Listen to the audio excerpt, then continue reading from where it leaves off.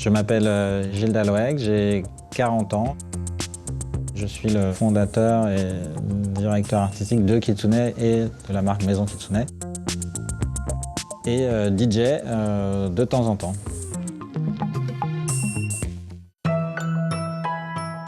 Je suis en effet né en Bretagne, dans le nord Finistère, et à l'Esnevin plus précisément. J'ai passé toute mon enfance et mon adolescence. Mon ami Loïc Prigent, qui a été du coup certainement primordial à un moment dans mon éveil de manière générale, mais surtout à la musique. Mais en tout cas, Loïc, il était très au fait de ce qui se passait.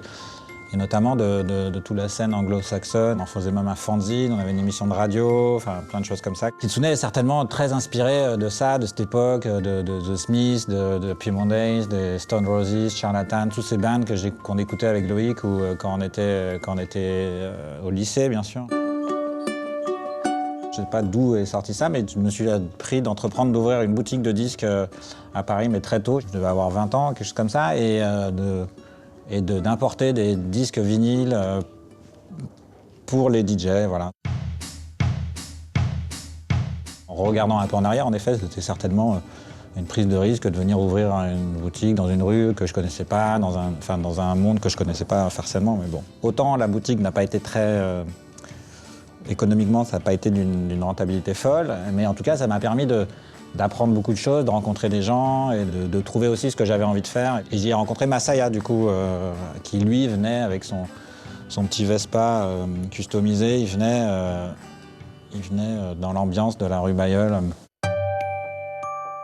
Guy Manuel de Deo Mam Christo et Thomas Bangalter, ces garçons de Daft Punk avec qui j'ai sympathisé. Et il se trouve que je me suis retrouvé à habiter avec l'un d'entre eux, Guy Manuel en l'occurrence, et j'ai eu la chance de pouvoir les accompagner de nombreuses années, je crois que plus d'une dizaine d'années. On allait à Los Angeles, à Miami, enfin bref, aux États-Unis, c'est vrai que c'était aussi nouveau pour moi, en Angleterre. C'est aussi cette chance de pouvoir voyager, rencontrer différentes choses, et voilà.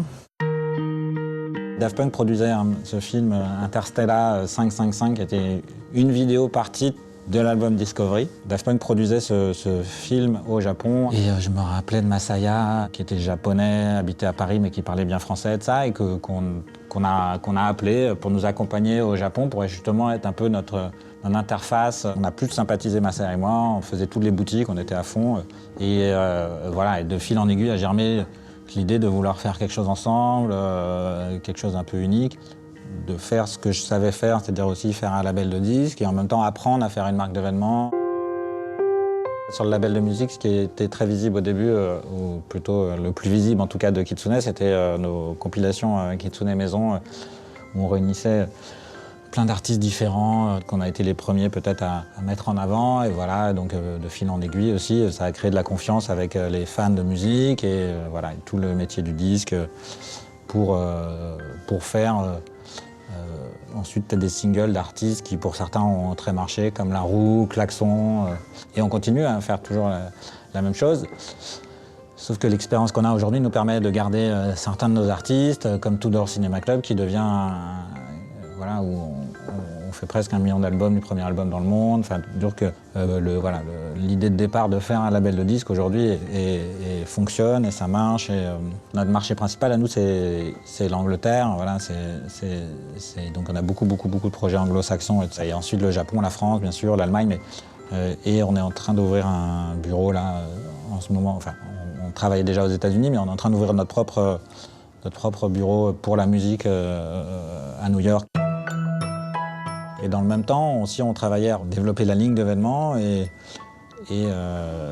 voilà, donc c'était petit à petit faire une collection de 5-6 pièces. La saison d'après, on a rajouté 2, 3. On a eu la chance de se développer très vite au Japon, en tout cas avec notre ligne d'événements. Là, on a mérité l'ouverture de notre boutique au Japon. On y est allé pendant 10 ans, genre bien 5-6 fois par an. On y passait 2-3 mois par an. C'est vraiment un territoire qu'on a labouré de bout en bout. Et voilà, c'est d'autant plus gratifiant qu'on ait aussi vu comme une marque japonaise, ce qui est un peu marrant parce que comme Asaya il est japonais, je le rappelais, voilà, donc il y a aussi ce côté d'être pour les Japonais une marque japonaise. On a même fait une petite ligne qui s'appelle Kitsune Parisien, où on a des polos ou des casquettes avec des petits logos bleu, blanc, rouge et tout ça. Donc on en rajoute même une couche sur l'idée de Paris et de ce concept de Parisien. Voilà, les gens adorent.